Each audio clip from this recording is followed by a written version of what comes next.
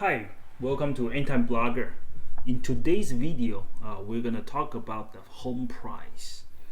I know many of us here, want to buy a home. Some of us want to sell the home. Some of us are investors.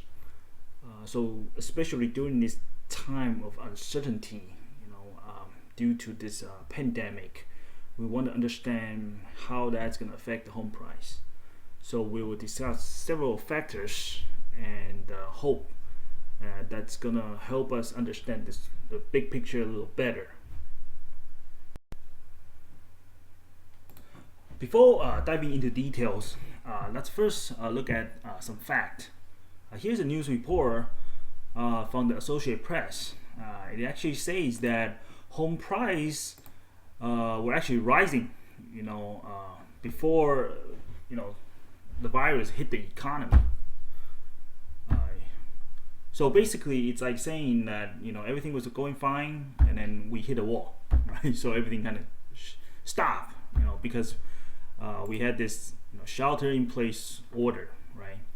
So things were going okay in February. Now all of a sudden, when we get to March, we had seen this sharp decline. Home sale, everything kind of plummet, because of this, lockdown. But pay attention that it says here that the home price gain will likely slow in the coming month because sellers are being forced to cut price, right? Because they want to sell, but they weren't able to sell because there weren't enough buyers. But at the same time, some sellers also decide to pull the properties out of the market, right? So you have fewer buyers at the same time fewer sellers. So that really doesn't tell us a lot about the price. I think we're in a very similar situation with the home construction as well. It says in this news that it collapsed 22.3% in March. I think due to the same reason that we had this lockdown, all the activities, kind of slows down. I think we are in a situation where everybody's worried. I mean, it says here that like 20 millions of Americans, lose their job in just past 4 weeks. So the buyers, they are worried because if they lose their job, and they're not going to be able to afford a mortgage. At the same time, the home builders, they also become quite fearful because consumer confidence, it's been low, right? So, at this point, just a lot of uncertainty, but we really don't know how that's gonna play out. How that's gonna affect the price because, we have fewer buyers at the same time, fewer home construction. So we'll see how that goes. Now, there's one factor that really is gonna matter. It shows here in this news report. It says that the mortgage rate fell sharply, as Federal Reserve brings stability to the mortgage market. Okay, and I think what happened was that because of this pandemic that happens, right? It shows here that Federal Reserve, announced it's gonna cut its benchmark interest rate and engage in more quantitative easing to help the economy weather the coronavirus pandemic. I mean, like this is some kind of news, right? No, I mean they've always been, cutting, the interest rate. They've always been suppressing the interest rate, and then now they're going to engage in, more quantitative easing. And if he went ahead and says in this report that this is going to, and in fact, they were going to engage in an unlimited bond buying, in response to this situation. It says here unlimited.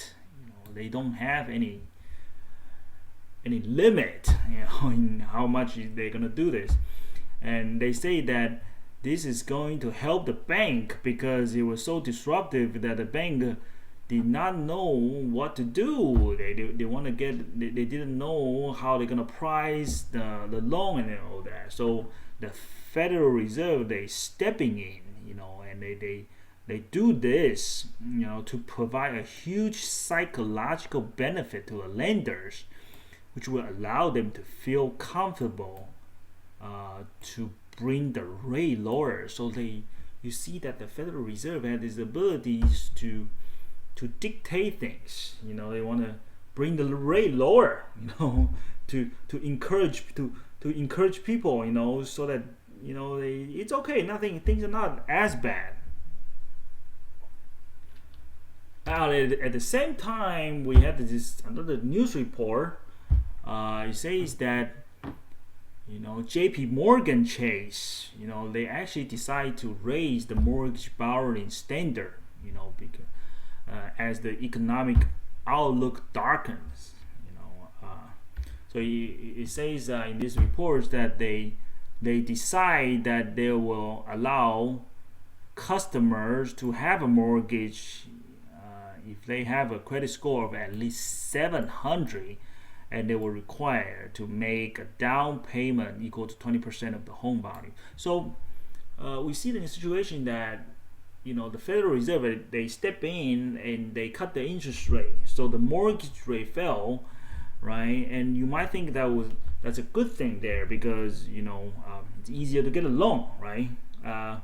It turns out that's not the case, because the bank, now that they are making it hard for people to get a mortgage because of the situation that's going on. So you see that we're kind of in a situation where there are two kinds of force that's influence that how the home price is gonna go.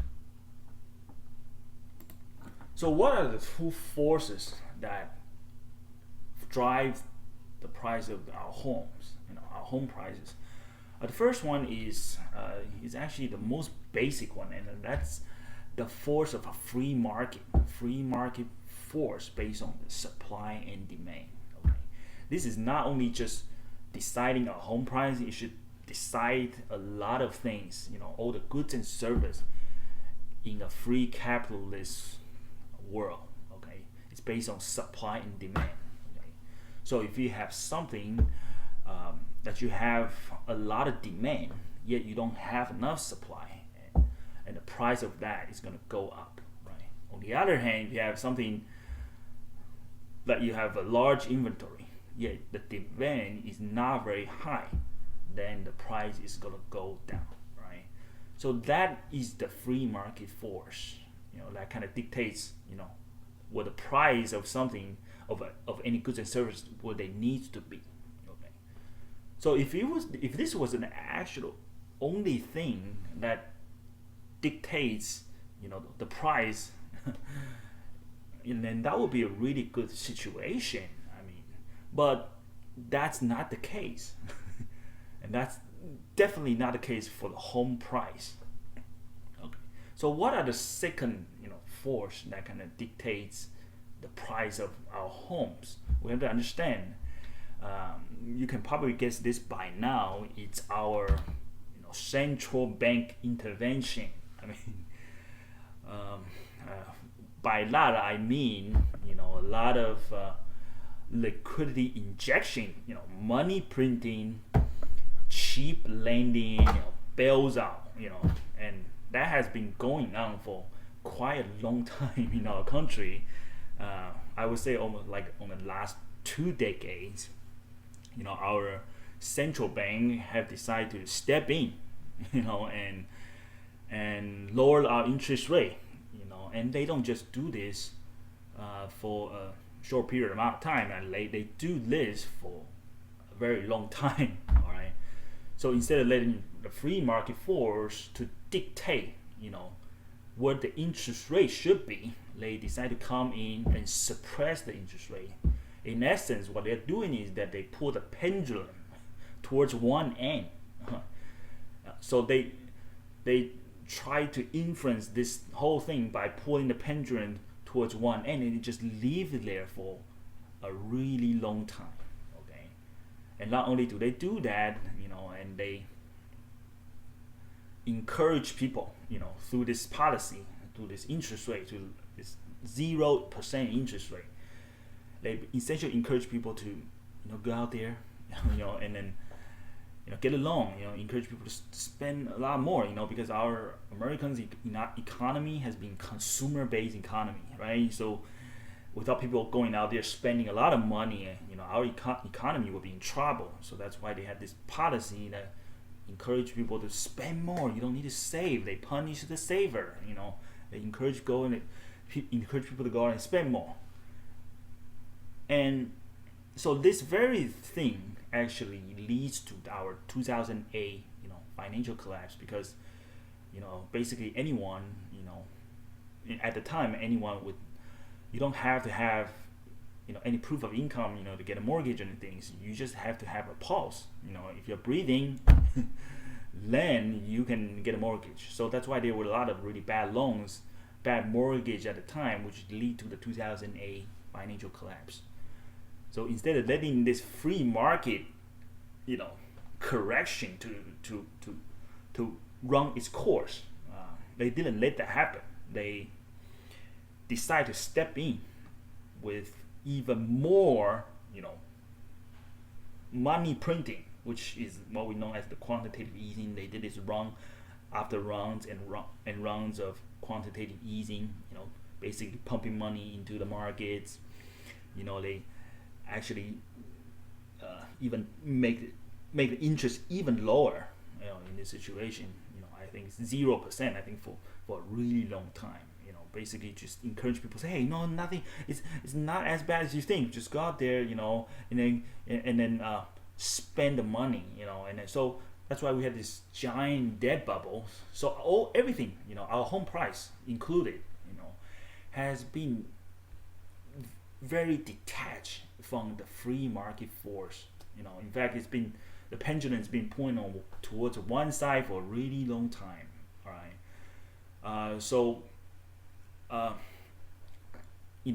All the price that we know about our homes is they have been very inflated. As you can see out there, that we have a lot of homeless people that can't afford a home. We have a lot of people who are living paycheck to paycheck. They cannot afford a home, yet our home price everywhere in the country has just been so high. It's so detached from the actual free market. Okay, so we have to understand these two mechanisms. So basically, these two forces that they are doing an arm wrestle. Like whichever one that's going to win is going to dictate, how the price is going to go. So at this current moment, our home price, has been very inflated. If you look at this case Schiller, National Home Price Index, you will find out that, we are at the point, at the high end of this whole spectrum.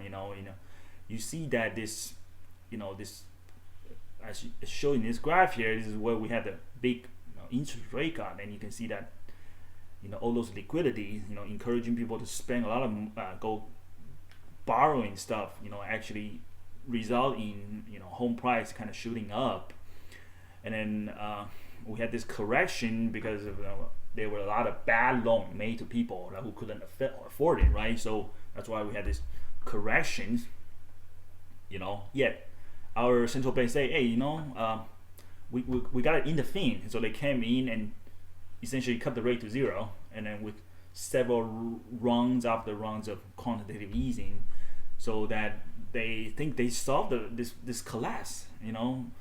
And yeah, well, they did. This collapse actually turns course, and then now our home price just shoots up to the moon again. Okay, so instead of letting the free market, the free market in this case is the correction, because they were making bad loans to people who couldn't afford it. And that's why the free market, it's going to run its course. But they didn't let the free market run its course. They decided to step in with more injection, more quantitative easing, more cuts to the rate, right? That's why then thing turns course and then we shoot up to the moon again. Okay, now the free market force is even stronger. So this is why we're in a situation right now. We have a perfect triggers of this free market correction, because right now our economy is shut down. So we have a really strong free market force that's kind of pull this thing. It's gonna pull the home price down, right? But on the other hand, we also still have the central bank, and they still have the ability to print money into the moon. I mean, they don't have a limit. They don't have to have a limit. They can do this to the infinity, because here in our monetary systems, we don't have to have our currency backed by anything, like any commodity. Commodity has a limit, but we don't have to have our currency backed by any kind of commodity. We can just print it, out print it to infinity. So which one of those forces is going to dictate? We don't know. I mean, if central bank does not intervene, they allow the free market to run its course. In this case, in a situation of this pandemic, we have a lot of layoff, and a lot of unemployment. Then people are going to not going to be able to afford their payment and stuff. The banks is going to foreclose their homes, and in that case, this is the free market force right now. That's going to pull the price down. But then also on the other hand, we have the central bank. I mean, they've started to kind of bail out everything. I mean, they could bail out everybody's homes. They could bail out every bank mortgage, and in that case, our home price will never come down. And that actually take us into a much more serious situation. We're looking at the possibility to have a hyperinflation. Look at some of those other countries like Venezuela. I mean, everybody there is a millionaire, right?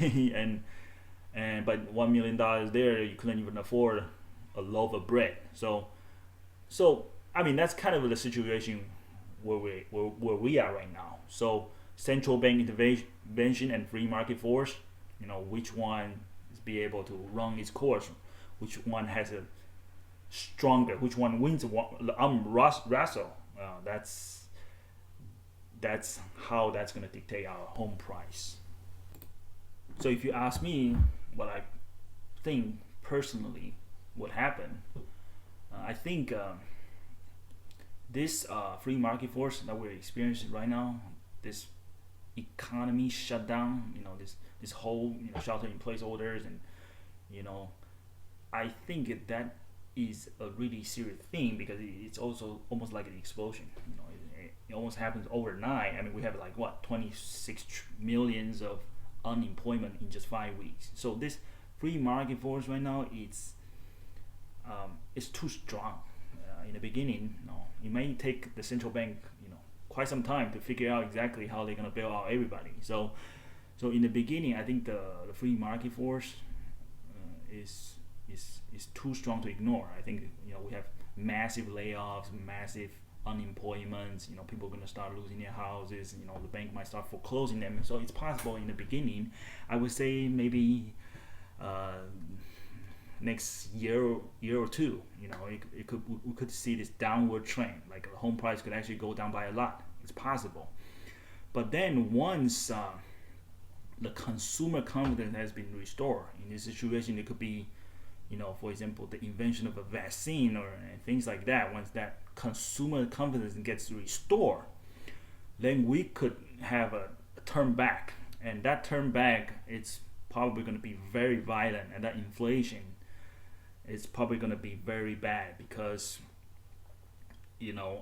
with all this money that the Fed creates out of thin air, it's been in the market, all those injection that we have, it's going to go along with the consumer confidence. That's going to shoot everything back up. So at home, likely, once the consumer confidence has been restored, it's likely going to shoot up even higher back. So is just my take. It might not happen like that. I'm not making a prediction. I'm just kind of just make an educated guess. So if you ask me, should you buy a home? Should you sell a home?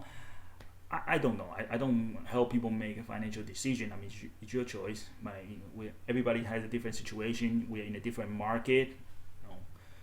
So, but I would say right now, if you can wait a little bit, But if you really desperately need a place to live, I mean, you have a perfect home in front of you, in a perfect neighbor. I mean, you could, make your own decisions. But the point is that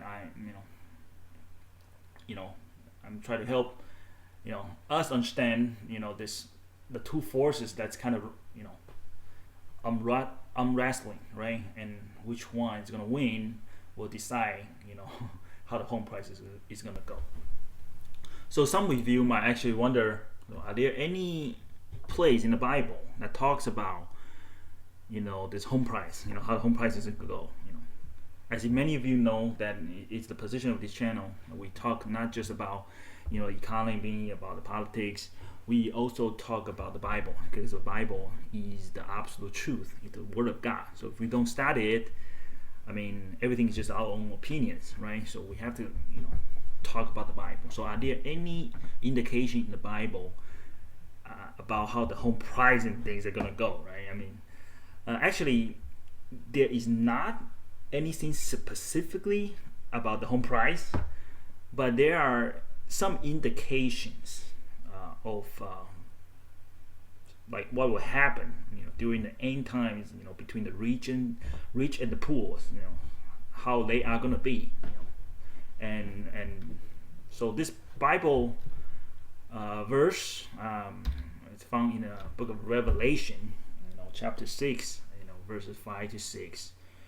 And we know that Revelation, it talks about, what's going to happen, right before the second coming of Jesus Christ. It talks about what happened in the world, during the end time and things like that. And in this particular verse, I'm going to read it. It says that when the Lamb opened the third seal, I heard the third living creature say, "Come." I looked, and there before me was a black horse. Its rider was holding a pair of scales in his hand. Then I heard what sounded like a voice among the four living creatures saying, "A quart of wheat for a day's wage, and 3 quarts of barley for a day's wage, and do not damage the oil and the wine."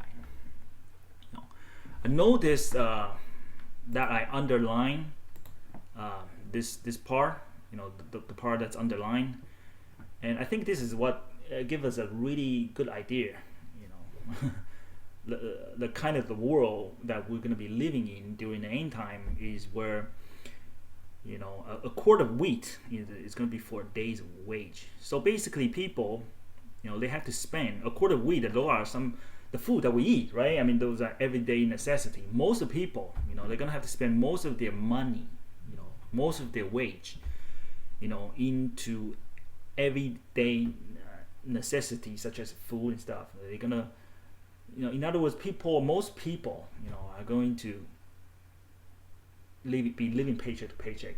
They can barely make ends meet. They're going to spend everything that they have onto their food, onto their consumptions of, everyday stuff. And yet, and also talk about here that the oil and wine is not something that we need every day. I mean, it's actually considered luxury.